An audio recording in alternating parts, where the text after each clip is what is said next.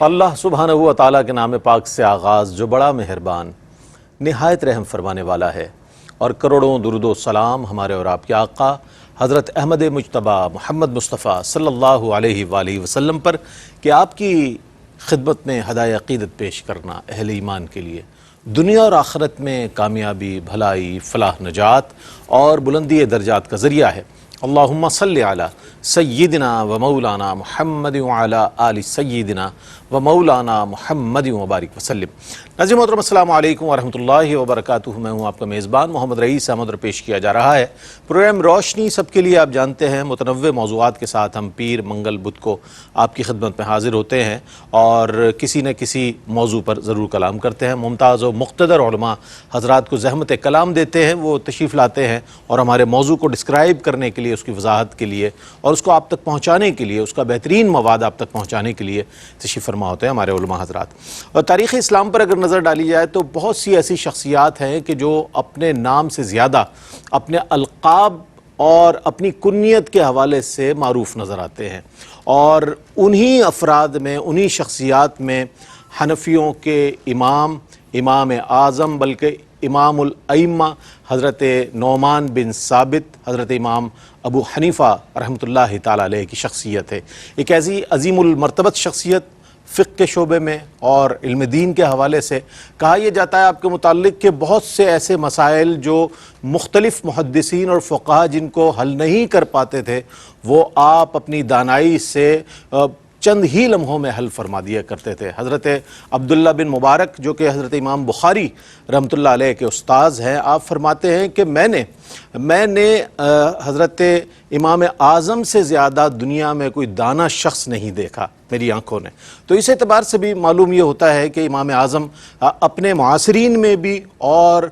مقدمین میں بھی اور آنے والوں آج تک بھی آپ کا نام نامی، اسم گرامی انتہائی عزت و احترام کے ساتھ لیا جاتا ہے، اور صرف امام نہیں بلکہ امام اعظم کے نام سے آپ یاد کیے جاتے ہیں۔ تو اس اعتبار سے آپ کی شخصیت کا تعارف ہے آج، اور اس حوالے سے آپ کو اللہ تعالیٰ نے جن صفات سے متصف فرمایا اس کے حوالے سے ہم آج گفتگو کریں گے۔ علامہ مفتی احسن نوید نیازی صاحب تشریف فرمائے ہیں، میں آپ کا خیر مقدم کرتا ہوں۔ السلام علیکم ورحمۃ اللہ وبرکاتہ۔ وعلیکم السلام ورحمۃ اللہ وبرکاتہ۔ اور میرے بائیں جانب ممتاز و معروف عالم دین علامہ مفتی محمد آصف صاحب تشریف رکھتے ہیں۔ السلام علیکم ورحمۃ اللہ وبرکاتہ۔ وعلیکم السلام ورحمۃ اللہ۔ اچھا، اس سے پہلے کہ میں موضوع کی جانب آ کر سوالات پیش کروں، موضوع پر تو میں آ گیا ہوں، لیکن میں شعبان المعظم کی آپ سب کو ARYQTV دیکھنے والے دنیا بھر میں رہنے والے ہمارے ناظرین کی خدمت میں شعبان المعظم کی آمد کو بہت مبارکباد پیش کرتا ہوں اور دعا کرتا ہوں کہ اللہ تعالی ہمیں خیریت، سلامتی اور ایمان کے ساتھ ماہ رمضان مبارک عطا فرمائے۔ جی مفتی صاحب، اب یہ فرمائیے گا کہ امام اعظم کے حوالے سے یہ آپ کے جو زمانہ ولادت ہے اس پر اور آپ کے القاب جو ہیں، میں چاہتا ہوں ان پر کچھ کلام فرمائیے گا۔ بسم اللہ الرحمن الرحیم، صلی اللہ علیہ حبیب محمد وعلی آلہ وصحبہ بارک وسلم۔ امام الائمہ، کاشف الغمہ، سراج الامہ، امام اعظم سیدنا ابو حنیفہ نعمان بن ثابت رحمہ اللہ کا جب نام نامی آتا ہے تو واقعی کیفیت وہ ہو جاتی ہے، وہ جو ایک شاعر کا بڑا مشہور شعر ہے، اعد ذکر نعمان اعد ان ذکرہ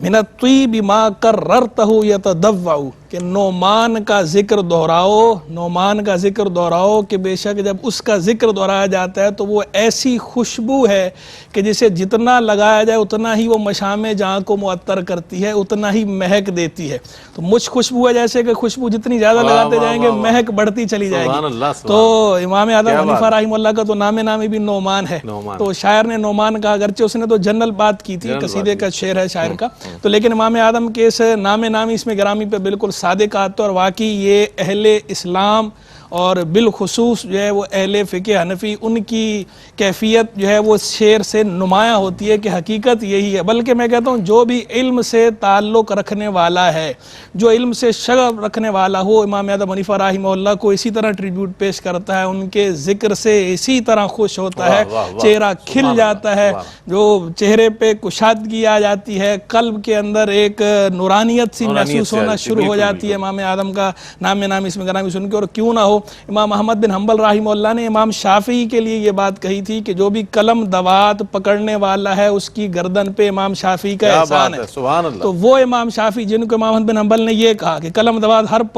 قلم دوات پکڑنے والے پہ ان کا احسان ہے, وہ امام شافعی امام اعظم ابو حنیفہ کے لیے یہ کہتے ہیں الناس کلہم عیال فی الفقہ علی ابی حنیفہ, لوگ سارے کے سارے فقہ میں ابو حنیفہ کے بال بچے ہیں, ان کے محتاج ہیں. تو امام اعظم کا نام سن کر, امام اعظم کا ذکر خیر سن کر پھر کیوں نہ ہمارے چہرے کھلیں, پھر کیوں نہ ہمارے قلب میں نورانیت اور روحانیت محسوس ہونا شروع ہو. تو امام اعظم رحمہ اللہ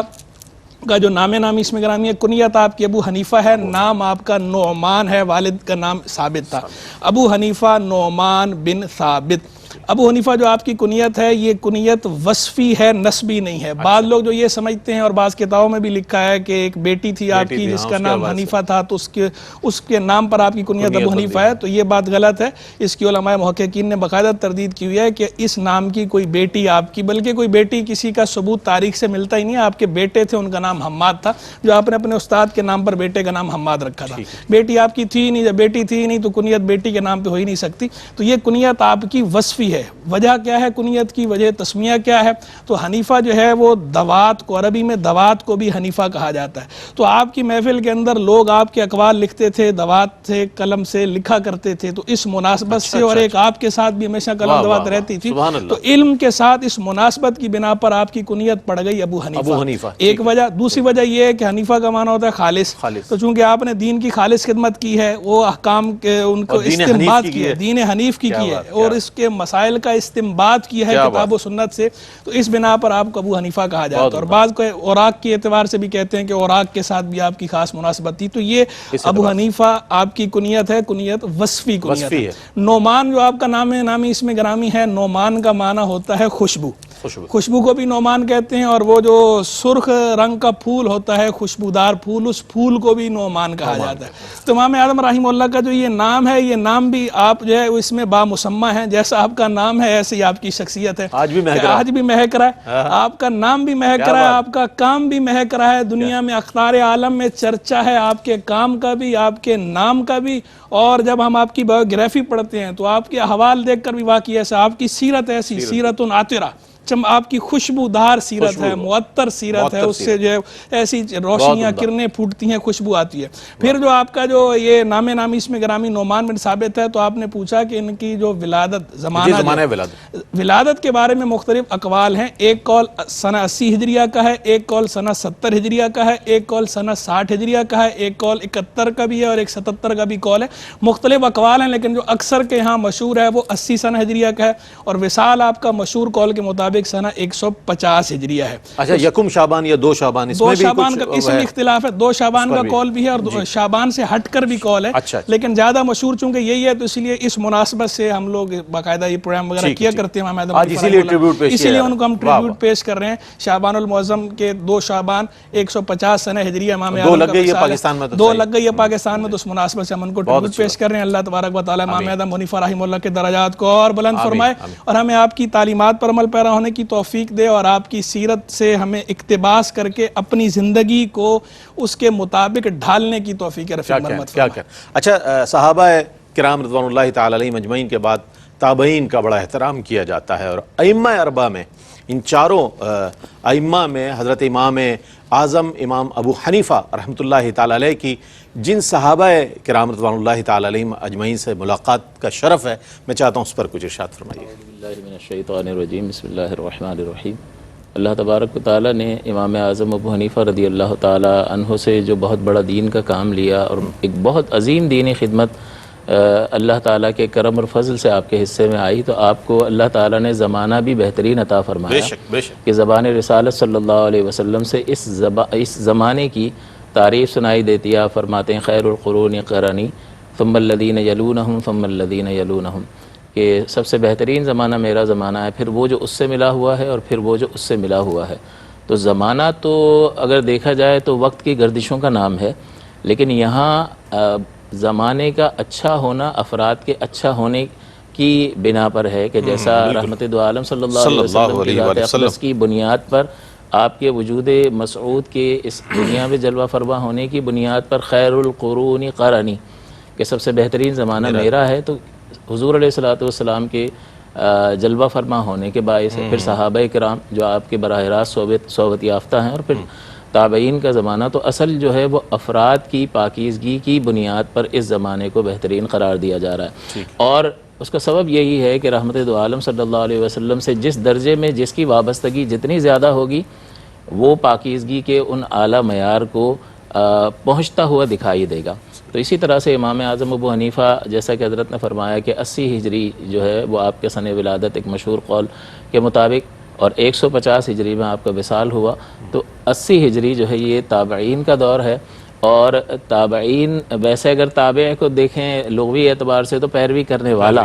کہلاتا ہے، لیکن یہاں تابعین ایک خاص جو ہے اہل علم کی اصطلاح ہے، اور خاص جو ہے علم حدیث جو پڑھتے پڑھاتے ہیں اس میں تو باقاعدہ ایک طبقہ محدثین کا اور راویان حدیث کا جو ہے وہ تابعین میں شمار ہوتا ہے. یعنی سب سے پہلا طبقہ جنہوں نے رحمت دو عالم صلی اللہ علیہ وسلم سے براہ راست حدیث سنی، اور پھر یہ صحابہ کا طبقہ، پھر تابعین، پھر تبع تابعین، اس طرح سے حتیٰ کہ وہ ضبط تحریر میں حدیثیں آ گئیں. تو یہ بہترین زمانے میں اللہ تعالیٰ نے آپ کو پیدا فرمایا. اور تابعین کی فضیلت کے بارے میں اللہ تعالیٰ نے قرآن عظیم میں بھی اس اعتبار سے فرمایا والسابقون الاولون من المہاجرین والانصار والذین اتبعوہم باحسان رضی اللہ عنہم ورضوا عنہ. تو یہاں پر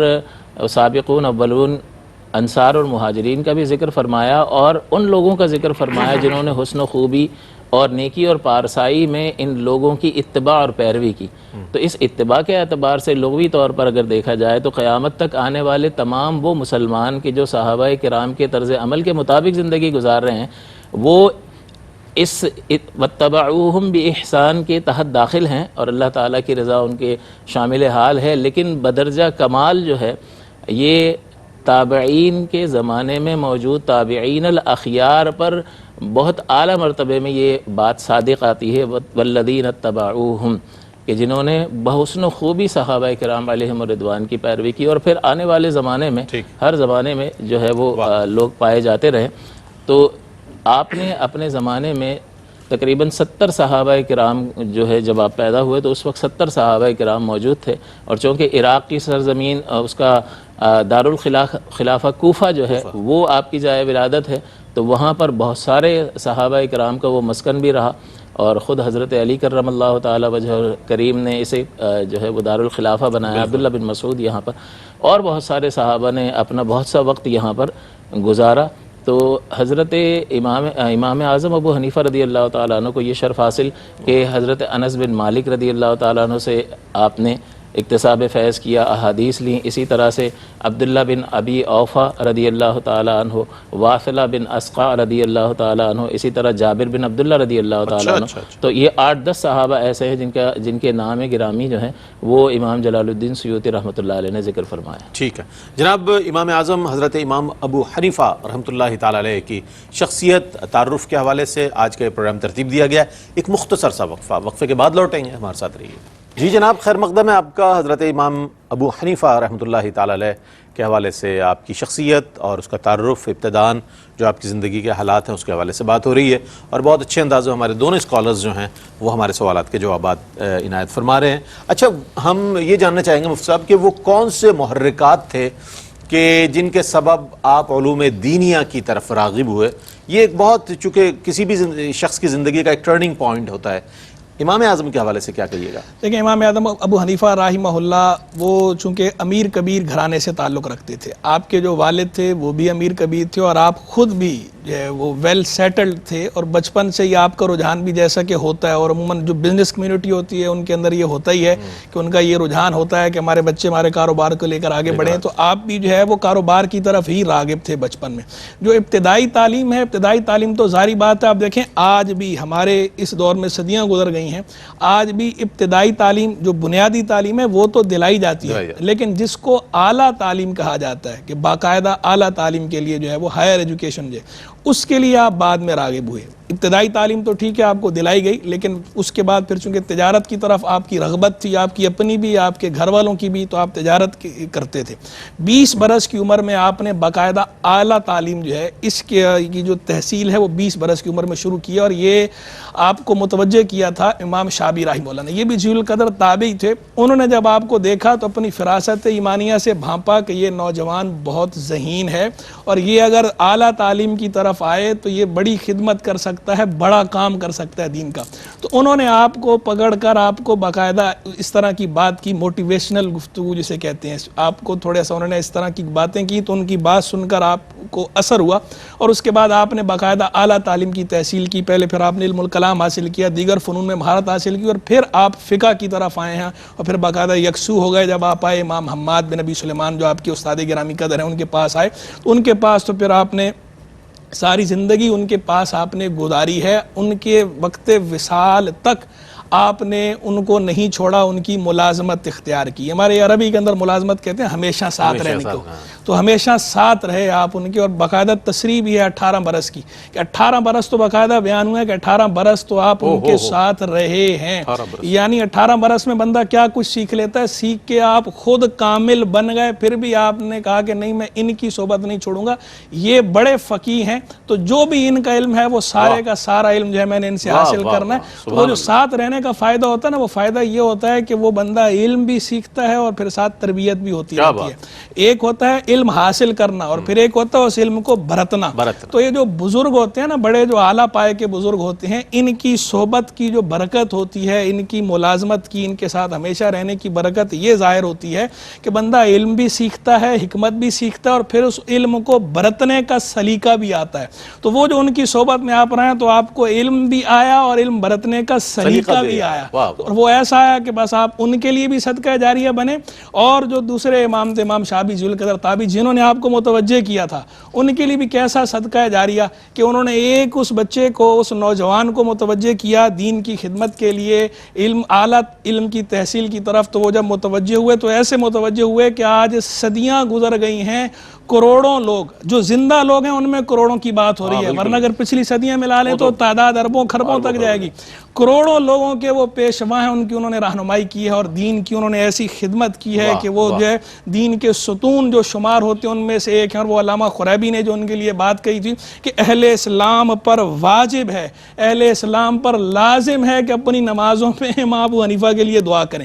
یعنی ایسی انہوں نے علم کی خدمت کی ہے، ایسی علم کی خدمت کی ہے کہ علماء ان کے لیے یہ کہہ رہے ہیں۔ اور وہ علی بن عاصم نے کہا کہ لو وزنا علم ابی حنیفہ بعلم اہل زمانہ لرجح، اگر امام ابو حنیفہ کے علم کو ان کے اہل زمانہ کے علم کے ساتھ وزن کیا جائے، تولا جائے، تو ان کا علم اپنے اہل زمانہ کے تمام کے علم پر غالب آ جائے گا۔ ایک دفعہ یہ کہا، یہ علم کی بات کی، اور وہ جو میں کہہ رہا تھا علم برتنے کا سلیقہ جو ہے، وہ علم کے ساتھ عقل جو ہے،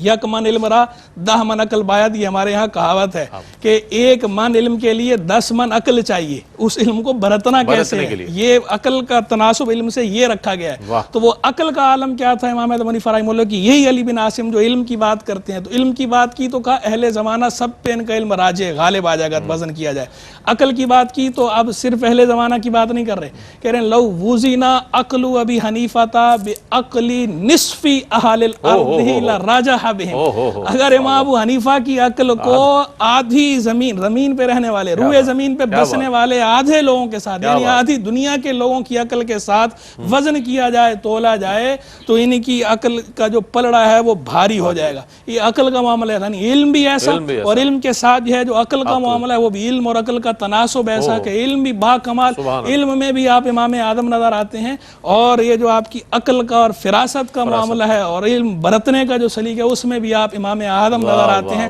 وہ جو امام عبداللہ بن مبارک رحمہ اللہ نے فرمایا، صحیح نقشہ کھینچا اس بات کا، انہوں نے کہا کانا ابو حنیفہ آیا،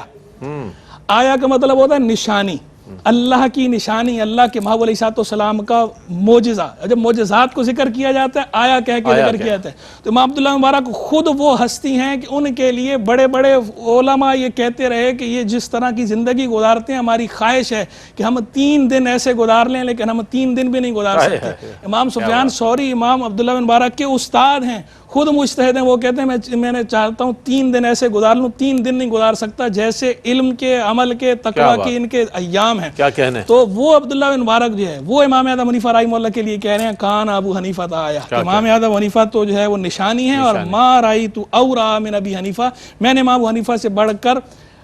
تقوی پرہیزگاری والا نہیں دیکھا. علم کی بھی گواہی دی ہے اور تقوی کی بھی کہی، اور ایک جگہ کہا احلم، میں نے ان سے بڑھ کر بردبار بھی نہیں دیکھا. کیا کہہ. اچھا ہم ذکر کر رہے ہیں حضرت امام اعظم کا، امام ابو حنیفہ کا،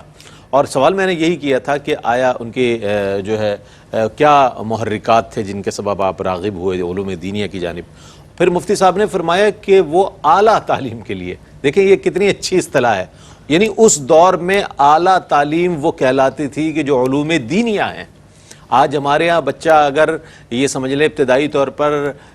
سپارہ پڑھ لیتا ہے یا قرآن ختم کر لیتا تو یہ سمجھتے ہیں کہ ہم نے حق ادا کر دیا، اور پھر کوئی مسئلہ ہوا تو مفتی صاحب سے ایک فتویٰ لے لیا، ہم نے دین کی پوری ذمہ داری پوری کر دی. لیکن اعلیٰ تعلیم کا مطلب یہ ہے کہ علوم دینیہ پر جو دسترس امام اعظم کو حاصل ہوئی وہ آج امام اعظم کہلا رہے ہیں. کوئی بھی بڑا سائنٹسٹ، کوئی بھی دنیاوی علم رکھنے والا، عصری علم رکھنے والے کو ہم امام اعظم کبھی نہیں کہیں گے، لیکن امام اعظم ہی کو امام اعظم کہا جائے گا چونکہ وہ علم دین کے اس مرتبے پر فائز ہیں جو اللہ نے آپ کو عطا فرمایا. اچھا حضرت یہ فرمائیے کہ امام اعظم کے کن شیوخ اور کن اساتذہ سے آپ نے کسب علم کیا؟ میں چاہتا ہوں ان مشاہیر کے بھی اور ان اسلاف کے بھی ناموں کا ذکر کر دیا جائے. دیکھیں ان کی تعداد تو محتاط اندازے کے مطابق 4000 لکھی گئی ہے. تو جو علم کا حضرت تذکرہ فرما رہے تھے، پھر اتنے افراد سے جس نے اکتساب فیض کیا ہو، ظاہر ہے کہ اس کے علم کی معراج جو ہے وہ، یعنی اس علم کی بلندی جو ہے اس کا اندازہ لگانا مشکل ہے. اور آپ کا جو فیض علم کا جاری ہوا ہے وہ اس بات کو ظاہر کرتا ہے کہ ذہانت بھی اعلیٰ مرتبے، اعلیٰ درجے کی آپ کو حاصل تھی، اور جو آپ نے استدلال کر کے قرآن و حدیث کا نچوڑ احکام شرعیہ عملیہ کی صورت میں پیش فرمایا وہ قابل تقلید ہے. اسی لیے ہم ان کے مخلد بھی کہلاتے ہیں، اور کروڑوں مسلمان جو ہے وہ آپ کی تقلید کرتے ہیں. تو بہرحال جیسا حضرت نے فرمایا کہ جب یہ دین کی طرف مائل ہوئے تو سب سے پہلے جو ہے وہ علم کلام اس وقت عروج پر تھا، تو آپ نے اس کی طرف توجہ فرمائی، اور علم کلام عقیدے کے باب میں جو ابحاث کی جاتی ہیں ذات وجود باری تعالیٰ کو ثابت کرنا، صفات باری تعالیٰ سے متعلق، اور اس پر وارد ہونے والے عقلی اعتراضات. تو چونکہ ذہانت اللہ تعالیٰ نے آپ کو بلا کی عطا فرمائی تھی، لہٰذا اس بنیاد، اس علم کو آپ نے حاصل کیا، اور بنیادی تعلیم تو آپ کے پاس موجود تھی، تو اس بنیاد پر آپ نے دین کو ثابت بھی فرمایا، اس کی بنیادی اور بنیادی باتوں کو اور مبادیات کو، وجود باری تعالیٰ، صفات باری تعالیٰ وغیرہ، اور عقلی اعتراضات کا بڑے احسن طریقے سے آپ نے جواب دیا. پھر فقہ کی طرف آپ متوجہ ہوئے ہیں تو حضرت حماد کا مدرسہ کوفہ میں جو ہے وہ ایک زبردست اہمیت کا حامل تھا، اور یہ وہ مدرسہ تھا کہ جس کی بنیاد حضرت علی رضی اللہ تعالیٰ عنہ اور حضرت عبداللہ بن مسعود رضی اللہ تعالیٰ عنہ نے رکھی، اور پھر ان سے جو فقہ کا ایک سلسلہ چلا ہے، قاضی شریح، پھر القمہ، پھر مسروق، پھر ابراہیم نخعی، اور پھر آپ کے یہ استاد جو ہے حضرت امام حماد رحمۃ اللہ تعالیٰ علیہ اس وقت موجود تھے، اور وہ جو ہے اس کو ہینڈل کر رہے تھے اور وہاں تدریسی فرائض سر انجام دے رہے تھے. تو چونکہ یہ سلسلہ حضرت علی اور حضرت عبداللہ بن مسعود سے جو فقہ کا سلسلہ چل رہا تھا، اس کو اس ذخیرے کو حاصل کرنے کے لیے لازم تھا کہ آپ ان سے وابستہ ہوتے، لہٰذا آپ نے حضرت حماد کے مدرسے کو اختیار فرمایا اور آپ نے وہاں تعلیم حاصل کرنا شروع کی. اور جیسا کہ حضرت نے فرمایا کہ 120 سنہ ہجری میں آپ کے استاد گرامی کا وصال ہوا، تب تک آپ ان کے ساتھ ہی رہے، اور آپ کے وصال کے بعد جو ہے ان کی نیابت جو ہے وہ حضرت امام اعظم ابو حنیفہ ہی کے حصے میں آئی. اس کے بعد حدیث کے، اگر حدیث حصول علم حدیث کو دیکھیں تو کوفے کا کوئی بھی محدث نہیں تھا جس سے حضرت امام اعظم ابو حنیفہ رضی اللہ تعالیٰ عنہ نے اکتساب فیض نہ فرمایا ہو. اس کے بعد آپ مکہ مکرمہ کی طرف آپ نے رخ فرمایا. حضرت عطا جو جلیل القدر تابعی ہیں اور صحابہ کرام کے فیض یافتہ ہیں اور خاص معتمد ہیں، ان کی خدمت میں حاضر ہوئے. اور چونکہ امام اعظم ابو حنیفہ رضی اللہ تعالیٰ عنہ کی ذہانت بہت زیادہ تھی اور آپ کی دلچسپی علم میں بہت زیادہ تھی، تو آپ نے خاص توجہ عطا فرمائی. 120 ہجری میں آپ کا 115 ہجری میں آپ کا جب وصال ہوا تو پھر آپ ایک اور اکرمہ نامی ایک محدث ہیں وہ بڑے زبردست عالم اس دور کے گزرے ہیں، تو ان کی طرف متوجہ ہوئے اور ان سے اکتساب فیض کیا. پھر مدینہ منورہ وہاں پر حاضر ہوئے، اور مدینہ منورہ میں سلیمان اور سالم بن عبداللہ رحمہم اللہ سے آپ نے اکتساب کیا. حضرت سلیمان جو ہیں جن سے امام اعظم نے اکتساب فیض کیا حدیث کے باب میں، یہ سلیمان حضرت ام المومنین سیدہ میمونہ رضی اللہ تعالی عنہا کے غلام ہیں،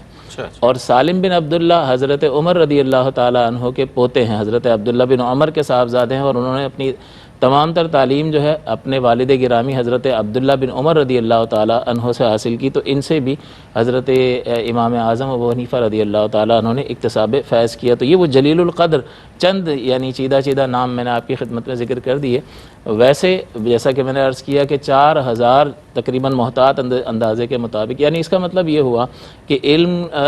کا اتنا حریص شخص جو ہے کہ جہاں سے بھی جو کچھ مل جائے اس کو حاصل کرنے کی تگودو اور کوشش میں کوئی کسر اٹھا نہ رکھی. اگر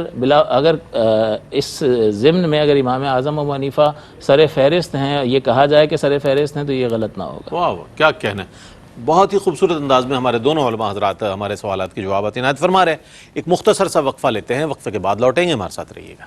جی جناب، آپ کا خیر مقدم ہے. امام اعظم حضرت امام ابو حنیفہ رحمۃ اللہ تعالی علیہ کے حوالے سے آپ نے ابتدا سے لے کر اب تک سنا کہ آپ کے القاب کیا ہیں، آپ کا زمانہ ولادت کیا ہے، پھر یہ کہ کن صحابہ کرام رضوان اللہ تعالی علیہ مجمعین سے آپ کی ملاقات ہے، پھر وہ شیوخ اور وہ اساتذہ کے جن سے آپ نے کسب علم کیا، وہ کیا محرکات تھے کہ جن کے سبب آپ اس طرف راغب ہو چکے. عام طور پر امیر کبیر گھرانوں کے جو نوجوان ہیں، جو بچے ہیں، وہ دنیاوی امور کی طرف زیادہ ان کے رجحانات ہوتے ہیں، لیکن یہ اللہ کی دین ہے، اللہ کی عطا ہے، اللہ کا انتخاب ہے کہ اس دین متین کی خدمت کے لیے جس کا چناؤ فرما لے، پھر اس کے ساتھ ساتھ اسے وہ تمام صفات اور وہ تمام خصوصیات عطا فرما دیتا ہے کہ جن کے تحت آج ہم یہ دیکھ رہے ہیں کہ امام اعظم کا اتنے سالوں بعد بھی انتہائی ادب و احترام کے ساتھ ذکر کیا جا رہا ہے. اب ہم یہ جاننا چاہیں گے کہ آپ کی جو سیرت و شخصیت ہے اور اوصاف و کمالات ہیں، میں چاہتا ہوں اس کے اوپر کچھ کلام فرمائیے. رئیس بھائی دیکھیں، امام اعظم ابو حنیفہ رحمہ اللہ کی، جیسے کہ میں نے شروع میں کہا تھا نا کہ ان کی جو سیرت ہے وہ سیرت عاطرہ، وہ سیرت جو ہے وہ معطر ہے. آپ ان کی بایوگرافی کا اگر مطالعہ کریں گے تو جو ان کے بارے میں لوگوں نے رپورٹ کیا ہے، جو ان کے حاضر باش تھے انہوں نے جو آگے ٹرانسمٹ کیا ہے، نریٹ جنہوں نے کیا ہے، تو وہ ہر اعتبار سے جو ان کی شخصیت ہے، ہر اعتبار سے چمکتی اور مہکتی شخصیت تھی. چاہے اس کا تعلق جو ہے وہ وضاقتہ کے ساتھ ہو، چاہے اس کا تعلق نشست و برخاست کے ساتھ ہو، چاہے اس کا تعلق بول چال کے ساتھ ہو، چاہے اس کا تعلق فہم و فراست کے ساتھ ہو، چاہے اس کا تعلق جود و سخا کے ساتھ ہو، چاہے اس کا تعلق عبادت و ریاضت کے ساتھ ہو، چاہے اس کا تعلق زہد و تقوی کے ساتھ ہو، چاہے اس کا تعلق علم و فضل کے ساتھ ہو، چاہے اس کا تعلق لوگوں کے ساتھ تعلق بنتا ہو، یعنی تعلق مال خلق کیسا تھا یہ دیکھنا ہو، یا تعلق مال حق کیسا تھا. ہر اعتبار سے امام اعظم مثالی شخصیت تھے. وہ ہر اعتبار سے ہمیں امام نظر آتے ہیں. اور جو ان کے لیے جملہ کہا نا، بڑا ہی عمدہ جملہ کہا انہوں نے، کہا کان ابو حنیفہ تبین عقلہ فی منطقہ و فعلہ و مشیتہ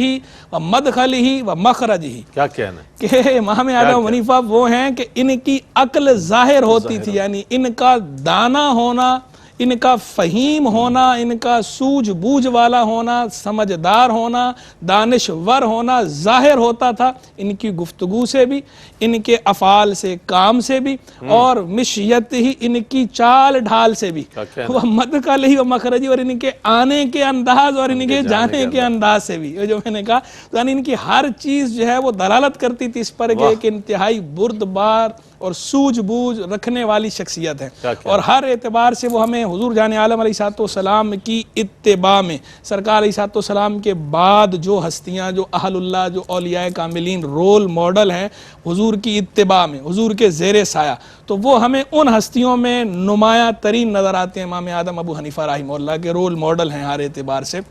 اپنی بول چال کے اعتبار سے بھی، نشست و برخاست کے اعتبار سے بھی، علم و فضل، زہد و تقوی، عبادت، ریاضت، آپ ان کے جو ہے وہ تقوی کا عالم دیکھیے کہ امام اعظم ابو حنیفہ رحمہ اللہ کا میں نے جیسے شروع میں ذکر کیا کہ کپڑے کا کام کرتے تھے، تجارت کرتے تھے، تو آپ علم کی طرف بعد میں، لیکن ساری زندگی آپ نے تجارت چھوڑی نہیں ہے، آخر تک آپ تاجر رہے ہیں۔ اچھا، لباس کے حوالے سے بھی کہا جاتا ہے کہ بڑا لباس بھی بڑا قیمتی لباس استعمال فرمایا کرتے تھے، اور وہ ایک دفعہ جو ہے کوئی بندہ آ گیا تو اس نے اپنی حاجت پیش کی کہ فلاں بندے سے میرا یہ کام نکلوا دیں، ذرا کہہ دیں، تو آپ اس وقت اپنے سادہ کپڑوں میں گھر میں بیٹھے تھے نا، تو آپ نے کہا اچھا چھوڑو ذرا مجھے اپنی چادر دو، تو میں جو ہے وہ یہ چادر لے کے میں چاہتا ہوں اس کے پاس ابھی، تو اس نے چادر دی، تو وہ چادر آپ جب واپس آ کر اس چادر واپس کی تو کہا کہ یار تمہاری چادر سے مجھے بڑی شرمندگی ہوئی، تم نے اتنی لو کوالٹی کی چادر رکھی ہوئی ہے۔ وہ بندہ کہتا ہے میں تو اس پہ میں نے 5 دینار لگائے تھے اور میں تو سمجھ رہا تھا اپنی طرف سے کہ بڑی قیمتی اور اعلیٰ ہے، اور انہوں نے اس کے لیے ایسے کہا،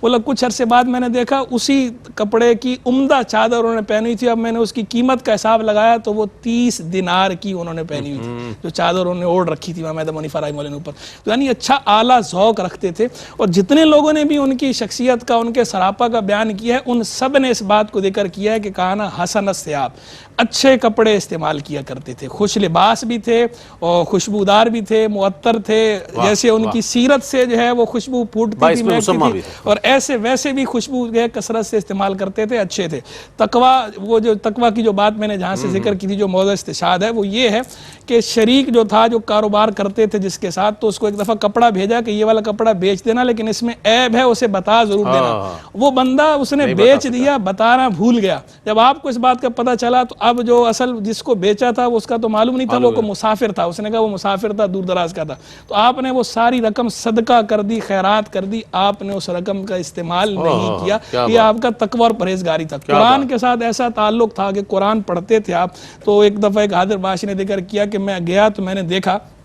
کہ آپ سورہ طور کی تلاوت کر رہے ہیں، اور جب آیت نمبر 27 پر پہنچے ہیں فَمَنَّ اللَّهُ عَلَيْنَا وَوَقَانَا عَذَابَ السُّمُومِ، اس کا معنی یہ کہ اللہ نے ہم پر احسان فرمایا اور ہمیں جہنم کی سخت تیز ہوا کے عذاب سے بچا لیا۔ اس آیت پر پہنچے ہیں تو آپ نے رونا شروع کیا اور بار بار اس کی تکرار کر رہے ہیں، بار بار اس کی تکرار کر رہے ہیں، رو رہے ہیں اور پھر دعا مانگ رہے ہیں، دستے دعا دراز کر رہے ہیں، اللہم من علینا وقنا عذاب السموم، یا رحیم، اے اللہ ہم پر احسان فرما، اے بے حد رحم فرمانے والے، جہنم کی سخت تیز ہوا، گرم ہوا کے عذاب سے ہمیں بچا لے۔ یہ وہ طریقہ قرآن کے ساتھ تعلق کیسا ہے، کیفیت اپنے اوپر طاری کرنا، کہ وہ ایسے کثرت تلاوت ایک تو ہوتا ہے صرف ایسے ہی پڑھنا بس بغیر سمجھے، سمجھ کر پڑھنا، پھر جو معنی اور مفہوم ہے اس میں غور کرنا، پھر اس کے مطابق آگے سے رویہ اختیار کرنا، جو آگے سے آپ کا جیسچر ہے۔ ایسی پتہ نہیں کتنی مثالیں ہیں، یہ تو ان چند مثالوں میں سے ایک ہے جو رپورٹ ہو گئی، باقی جو آپ کی خلوت کے معاملات ہیں وہ تو آپ خود جانتے ہیں اور آپ کا خدا جانتا ہے کہ آپ کیسے جو ہے وہ اللہ کے نیک بندے تھے۔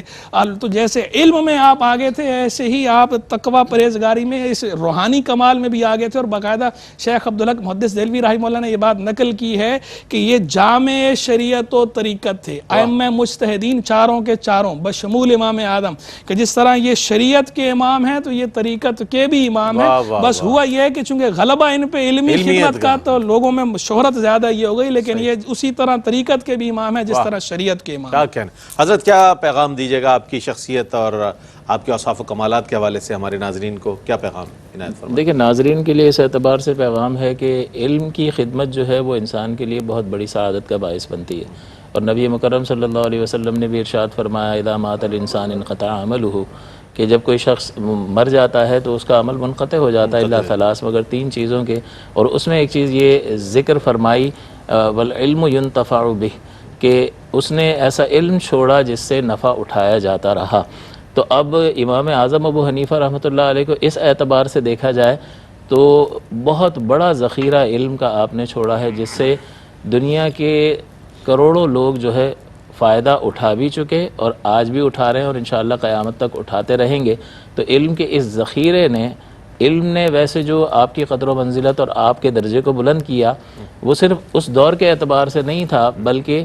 قیامت تک کے لیے آپ کے درجات جو ہے وہ اس علم کی بدولت اور اس نبی مکرم صلی اللہ علیہ وسلم کی دین کی خدمت کی بدولت بلند ہوتے ہی رہیں گے، اور اللہ تعالیٰ آپ کی عزتوں میں اضافہ اور درجے اور مرتبے میں اضافہ فرماتا ہی رہے گا۔ تو اس کا مطلب یہ ہوا کہ یہ ضرور اللہ تعالیٰ کا انتخاب ہے، اس کی تائید غیبی کا شامل حال ہونا ہے، لیکن یہ دیکھا جائے کہ جو شخص اللہ تبارک و تعالیٰ کے دین کی طرف اخلاص کے ساتھ متوجہ ہوتا ہے وہ کبھی بھی ناکام، خائب اور خاسر نہیں ہوتا۔ من کان للہ کان اللہ لہ، کہ جو اللہ کا ہو جاتا ہے اللہ اس کا ہو جاتا ہے۔ کیا کہنا ہے، پیغام دیجیے گا مفتی صاحب، بہت عمدہ آپ دونوں حضرات نے ماشاءاللہ امام اعظم پر گفتگو فرمائی۔ میں چاہتا ہوں ہمارے ناظرین کے لیے پیغام آپ کی شخصیت کے حوالے سے امت کو کیا پیغام مل رہا ہے؟ دیکھیں، امام اعظم ابو حنیفہ رحمہ اللہ کا قرآن کے ساتھ تعلق، جیسے میں نے ذکر کیا کہ ان کی شہرت جو ہے وہ فقہ کے اعتبار سے ہے، علم میں ظاہر کے اعتبار سے ہے، لیکن اللہ کے کلام کے ساتھ، قرآن کے ساتھ ان کا کتنا مضبوط تعلق ہے کہ قرآن کی تلاوت کرتے ہیں، تفکر تدبر کرتے ہیں، گریہ و زاری کرتے ہیں، رب کے حضور دستے دعا دراز کرتے ہیں، تو کلام اللہ کے ساتھ بھی مضبوط تعلق اور اللہ کے ساتھ بھی مضبوط تعلق۔ تو امام اعظم حنیفہ رحمہ اللہ سمیت ہر اہل اللہ کی زندگی کا سب سے بڑا میسیج ہی یہ ہے کہ تعلق باللہ مضبوط کریں، اللہ کے ساتھ جڑ جائیں، اللہ کے ہو جائیں۔ جو قرآن میں بھی آیا فَفِرُّوا إِلَى اللَّهِ، اللہ کی طرف دوڑو، تو بس اللہ سے جڑ جائیں۔ اللہ تعالی ہم سب پہ رحم فرمائے اور ہمیں اپنا محبوب کے صدقے اپنا خاص الخاص قرب عطا فرمائے۔ آمین۔ میں بہت شکریہ ادا کروں گا مفتی صاحب، آپ تشریف لائے اور بہت عمدہ کلام فرمایا۔ مفتی صاحب آپ کی تشریف آوری کا بہت شکریہ۔ ناظرین محترم، ہمیں چاہیے کہ ہم جب دیگر ہسٹری کے ہیروز کا ذکر کرتے ہیں اور اپنے بچوں کو بڑے فخری انداز میں بتاتے ہیں کہ بیٹا دیکھو یہ فلاں صاحب تھے، ان کی یہ جو کارنامے ہیں، بہت اچھی بات ہے، بچوں کے علم میں اضافہ ہونا چاہیے۔ ضروری امر یہ ہے کہ جب آپ بچوں کو ساتھ لے کر بیٹھیں اپنے کلاس میں، بچے گھر میں اگر ہیں تو بڑے جب بیٹھیں تو ان ائمہ حضرات کا ضرور ذکر کریں، چونکہ ان کی بڑی خدمات ہیں علم حدیث میں، فقہ کے شعبے میں ان کی اتنی خدمات ہیں کہ آج بڑے بڑے ائمہ جو ہے جتنے گزرے ہیں انہوں نے بھی آپ ہی سے اکتساب فیض کرتے ہوئے اپنے اپنے فتاوے جو ہے وہ مرتب کیے ہیں۔ تو اس اعتبار سے آپ کی خدمت بہت زیادہ، یقیناً اس بات کے حوالے سے آپ بہت بڑے مقام پر ہے کہ آپ کی خدمات کا دائرہ بہت وسیع ہے، تو ان کا ذکر کریں، چونکہ یہ دن ایسے ہیں، یکم شعبان المعظم، 2 شعبان اور 3 شعبان، جن کے حوالے سے ذکر، اور انشاءاللہ یہ پروگرام جاری رہیں گے، دیگر جو پروگرام ہیں ان میں بھی ان کا ذکر ہوگا۔ تو ضرورت اس بات کی ہے کہ ان کے حوالے سے ذکر کیا جائے، بچوں کو اویئر کیا جائے، بچوں کو اس بات کے حوالے سے باور کیا جائے کہ کتنی بڑی شخصیت الحمدللہ ہمیں میسر تھی اہل اسلام کو، کہ جنہوں نے دین کی خدمات انجام دی۔ اسی کے ساتھ اپنے میزبان محمد رئیس احمد کو اجازت دیجیے، انشاءاللہ آئندہ پروگرام میں آپ سے ایک بار پھر ملیں گے، تب تک کے لیے اللہ حافظ۔